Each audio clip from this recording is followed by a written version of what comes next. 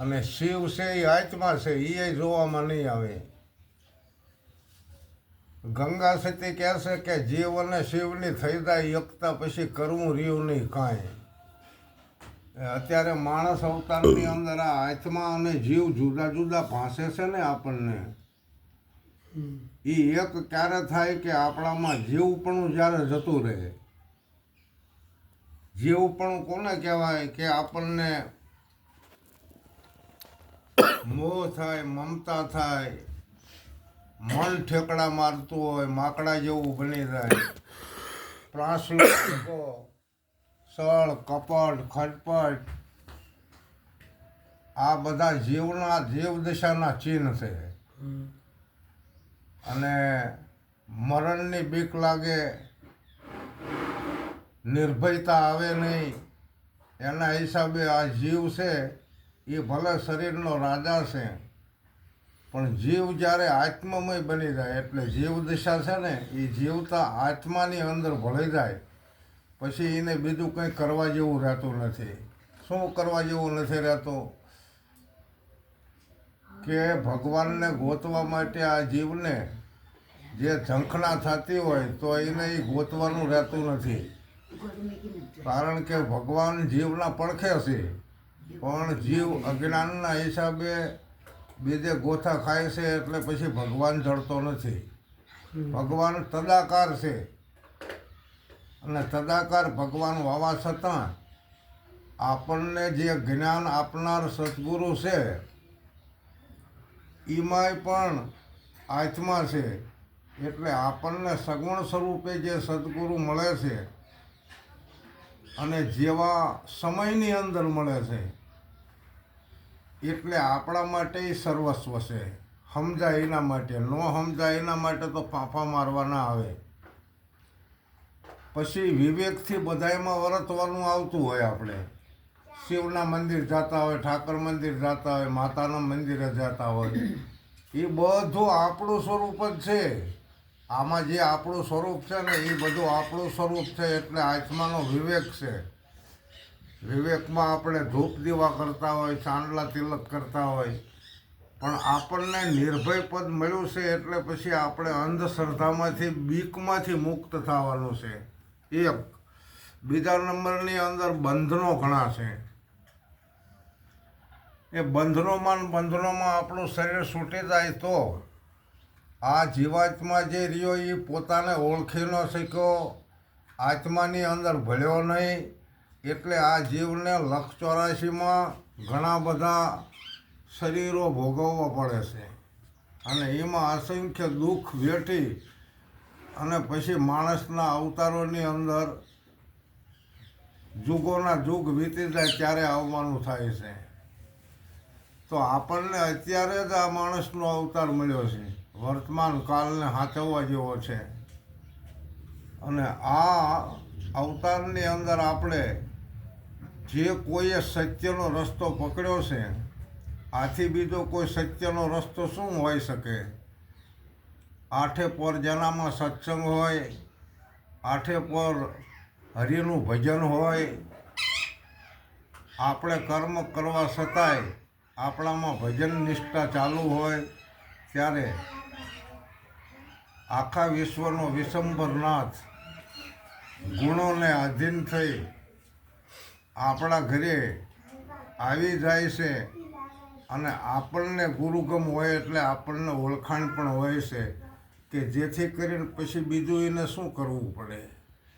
એટલે ગંગા સતીએ તેમાં કીધું કે જીવ અને શિવની પાનબઈ થઈ ગઈ હોય એકતા, પછી એને કરવું રહ્યું નહીં કાંઈ. અસંખ્ય યુગની અંદર જીવ ગોથા ખાતો ખાતો અત્યારે એમ કે માણસ યોનિની અંદર આવ્યો હોય અને આ જીવાત્માને જીવતા જો આ શિવનું મિલન થઈ જાય તો એનો મોક્ષ જીવતા થઈ શકે છે. જીવ આમાંથી નીકળી જાય પછી આપણે મોક્ષ કેવી રીતે જીવનો કરી શકવો? પછી તો જીવની દશાની વાત આપણે સાંભળવી છે તો 12 દી સુધી માણસો બધા મથતા હોય છે, જીવના મોક્ષ હાટું કંઈક ક્રિયા કરતા હોય છે. એ પછી મનના સમાધાનની વાત છે. પણ જીવાત્માને અત્યારે જ તે આપણે આ મનુષ્ય અવતારની અંદર જીવને જાણી માટે સંતોએ કીધું છે કે આપણે આપણા જીવને ઓળખો. જીવ એવું શું છે? તો જીવની વાત કરવી તો નાભી કમળ છે, હૃદય કમળ છે, ધૃણા કમળ છે. આવા શરીરમાં બધા અવયવો આપેલા છે. તો એ અવયવોને શુદ્ધ કરતા જઈએ ને હવળે હવળે. જો કે શુદ્ધ આપણે બધાને થયેલા જ છે, એમાં કોઈ ના નથી. અને જે કોઈ આપણે કરવી છે એ સત્યના માર્ગે રહીને જ કરવી છે, જેથી કરીને ભગવાન પરમાત્મા આપણી ઉપર રાજી થાય. ભગવાન રાજી થાય એવું આપણે કર્મ કરવાનું છે. ભગવાન પ્રેમને વધશે. હાજે સત્સંગ કર્યો તો કે આપણી આ કાયારૂપી એક નગરી છે અને આમાં પ્રેમરૂપી એક મીઠી તલાવડી છે. અને એ મીઠી તલાવડીની અંદર અમૃત સમાન જળ ભરેલું છે. એટલે તેમાં સંતોએ કીધું છે કે ખારા સમુદ્રમાં મીઠી એક વીડી. આ ખારો સમુદ્ર એટલે સંસારને ગણો કે કાયાને ગણો, પણ મીઠી વીરડી આપણો ભાવ પ્રેમ છે. આપણને સત્યની અંદર વૈરાગ લાગવો જોઈએ, સત્યની ઉપર વિશ્વાસ હોવો જોઈએ. અને આપણામાં આવેલા શિવ સમાન વચન સ્વરૂપ જે દેવ છે, શિવ છે ને એ વચન સ્વરૂપ છે કે જે અજન્મા છે, અવિનાશ છે અને સર્વશ્રેષ્ઠ દેવાધિદેવ કહેવાય. જીવને એનું મિલન કરવા માટેની વાત કરી છે. જીવ અને શિવની એકતા થઈ જાય ને તો બહુ મજાની વાત છે. પછી ભલે આપણું શરીર ગમે તે કોઈ કર્મ કરતું હોય, આપણું શરીર અવસ્થાને પામે છે. બાળપણથી જુવાનીથી બુઢાપણ આવી જાય છે, પરંતુ આમાં આવેલો જે આત્મા છે એને કોઈ અવસ્થા નથી. એ તો એવો ને એવો જ છે અને જતો રહે તો એવો ને એવો જ છે. એ કોઈ દિવસ મરતો પણ નથી. પરંતુ એની અસરગતિ ન થાય એના હિસાબે આપણામાં ભજન, આપણામાં સત્સંગ, આપણામાં જ્ઞાન, આપણામાં ભક્તિ, આપણામાં વૈરાગ, આવા બધા જે ગુણો લખેલા છે શાસ્ત્રમાં અને સંતોના મુખમાં, અને એવા ગુણો આપણે પ્રાપ્ત કરવી.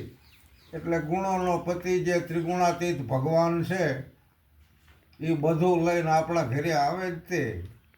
ગંગા સતી કહે છે કે બ્રહ્મદેશમાંથી જો દેવોને આપણા ઘરે આવવાની ઈચ્છા થતી હોય તો એ શીને આધીન છે? કે વચન વિવેકને આધીન છે. અને વચન વિવેકમાં આપણે શી રીતે તમે જુઓ કે આજ સદગુરુ ઘરના આંગણે આવ્યા હોય અને આપણે ચા પાણી પીવડાવતા હોય, આપણી ઈચ્છા મુજબ આપણે ભેટ દક્ષિણા કરતા હોય, આપણે એમને ટાઈમે કદાચ જમાડતા પણ હોય. આ બધો વિવેક તો છે જ. તો વચન વિવેકને આધીન ઓલો વિશ્વનો નાથ ભગવાન છે અને એને આપણા ઘરે એ રીતે આવવાનું થાય છે કે આત્મતત્વદર્શી. એટલે એમ કે જીવ અને આત્માની એકતા થઈ ગઈ હોય પછી એ નિર્વિઘ્નેશ્વર પોતાનું જીવન ગુજારે છે. પોતાના જીવનની અંદર એવું કોઈ વિઘ્ન નથી આવી શકતું, એવું કોઈ આવરણ નથી આવી શકતું. નરસિંહ મહેતાએ લખ્યું છે કે આત્મતત્વદર્શીને જરાય કે આવરણ આવી શકતું નથી, અને આવરણ કદાચ આવી જાય તો ડગે નહીં. ભક્તિ કરતા છૂટે મારા પ્રાણ, હું તો કે એવું માગું. કદાચ ભક્તિ કરતાં કરતાં પ્રાણ જતા રહે તો મરત લોકનો નિયમ છે કે આપણે આવ્યા છીએ એટલે જવાનું છે. અને એમાંય હમણાં આપણે થોડીક વાત થઈ કે ધણીએ ધાર્યું હોય થાય, બરાબર. નરસિંહ મહેતાએ એ આગળ લખ્યું છે કે જીવ તું ચિંતા સિદ્ધ ને કરે, કૃષ્ણને કરવું હોય કરે. આપણું ધાર્યું ન થાય, બરાબર. ઈશ્વરને કરવું હોય કરે એમાં આપણે અફસોસ નથી કરવાનો, શોક નથી કરવાનો, અને આપણે ભજન કરતાં કરતાં ભવસાગર કરવાનો.